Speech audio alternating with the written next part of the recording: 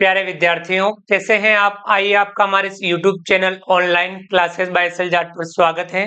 विद्यार्थियों, आज की इस क्लास में हम समझेंगे कक्षा 10 विषय गणित प्रश्नावली 5.2 समांतर श्रेणियां सवाल 16।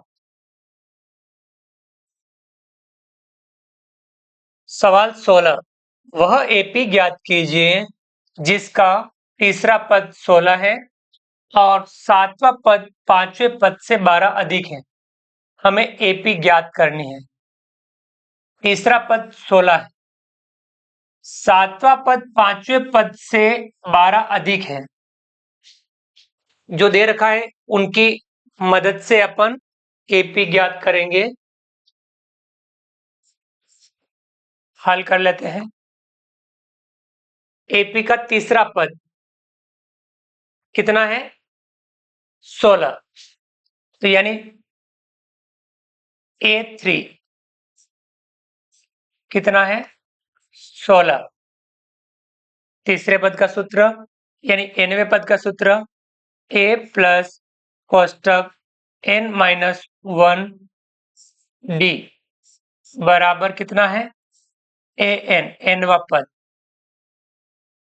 a प्लस n अपने पास 3 है, -1 और d बराबर nवा पद यानी तीसरा पद कितना है? 16।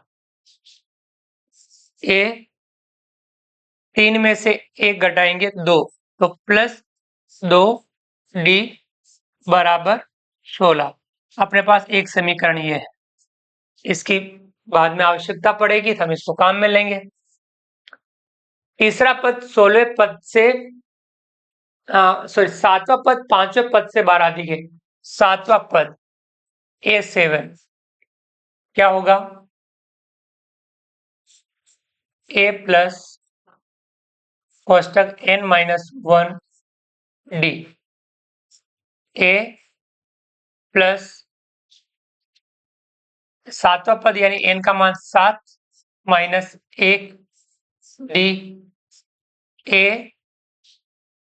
7 में से घटाएंगे 6 को d से गुणा करेंगे प्लस 6 d। ये कौन सा पद है? सातवां पद। ऐसे ही पांचवा पद A5 a प्लस कोष्टक n-1 d a plus n 5 होगा, पांचवा पद है तो n का मान 5 होगा, -1 d a 5 में से घटाएंगे 4, 4 को d से गुणा करें 4d। तो पांचवा पद ये वाला a प्लस 4d। प्रश्न में क्या क्या रखा है? सातवां पद पांचवें पद से 12 अधिक है। सातवां पद जो है पांचवें पद से 12 अधिक है। यदि हम इसमें से ये घटाएं तो हमें 12 प्राप्त होगा। तो आप लिख लेते हैं प्रश्नानुसार।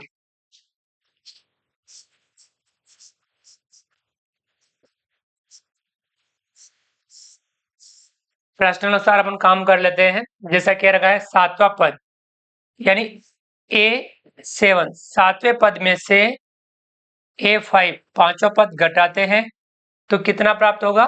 12। क्योंकि ये 12 ज्यादा है तो इसमें से ये घटाएंगे तो कितना मिलना चाहिए? 12। सातवां पद कितना है अपने पास? a plus 6d a plus 6d ये अपने पास सातवां पद है।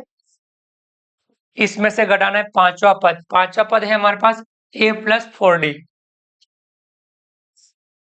a प्लस 4d बराबर कितना आएगा? 12। इसको हटा लेते हैं कोष्टक a प्लस 6d कोष्टक के बाद माइनस का चिन्ह और अंदर वाले के चिन्ह बदल के लिखते हैं। ये प्लस का ए हो जाएगा माइनस का ए।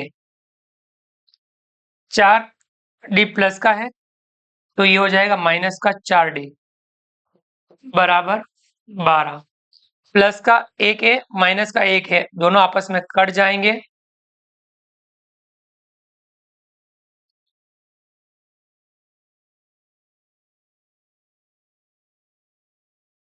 छह डी में से 4d घटाएंगे 2 डी बराबर 12, डी बराबर 12/2, 2 का भाग 12 में देंगे, कितना आएगा 6। अब डी का मान अपन किस में रखेंगे, डी का मान हमें 6 आ गया, तो डी का मान यदि अपन समीकरण 1 में रखें तो हमें ए का मान प्राप्त हो जाएगा। तो हम लिख लेंगे डी का मान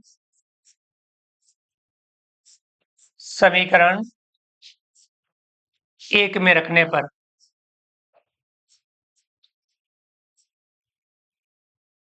समीकरण 1 लिख लेंगे ए प्लस 2d बराबर 16। डी का मान अपने को 6 लिखना है, ए प्लस 2 और डी का मान कितना लिख देंगे 6 बराबर 16। ए 6 दूनी 12 प्लस 12 बराबर 16। ए बराबर 12 को उधर पक्षांतर करेंगे तो 16 माइनस 12, 16 में से 12 घटाएंगे कितना आ जाएगा 4। ए का मान आ गया 4। अब अपने पास ए है, डी है, तो आप एपी ज्ञात कर सकते हैं। सवाल में क्या पूछा आपने से, एपी बतानी, एपी ज्ञात करनी है। हमारे पास ए है, डी है, तो अपन एपी ज्ञात कर सकते हैं। अतः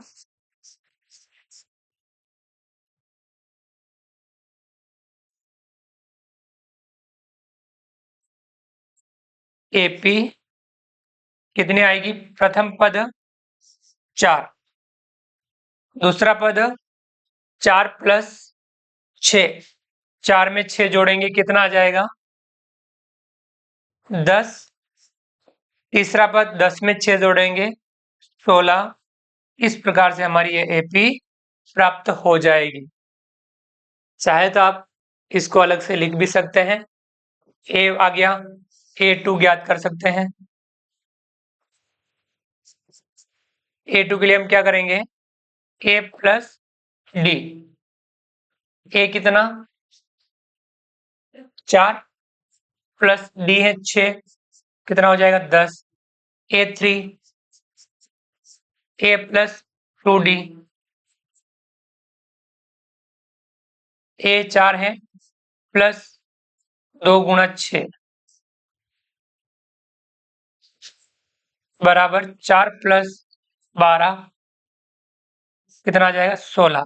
इस प्रकार से आप एपी बना सकते हैं। ये हमारी एपी हो जाएगी, ये अपन कर सकते हैं।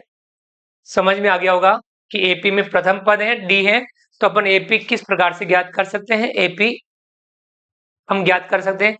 सवालों को हल करते समय सवाल में जो दिया हुआ है उनको हमें काम में लेना है, उनका पूरा उपयोग करना है, उनकी मदद से जिसको ज्ञात करना है उस तरफ बढ़ते हैं। तो विद्यार्थियों, आप भी सवालों को समझते हुए अभ्यास करेंगे। उम्मीद करता हूं वीडियो पसंद आया होगा। वीडियो को लाइक कीजिए, चैनल को सब्सक्राइब कीजिए और अधिक से अधिक साथियों, विद्यार्थियों, मित्रों तक हमारे वीडियो शेयर जरूर कीजिए। मिलते हैं अगली क्लास में नए वीडियो, नए कंटेंट के साथ में। तब तक के लिए थैंक यू, धन्यवाद, जय हिंद, जय भारत। आपका दिन शुभ रहे। Thank you.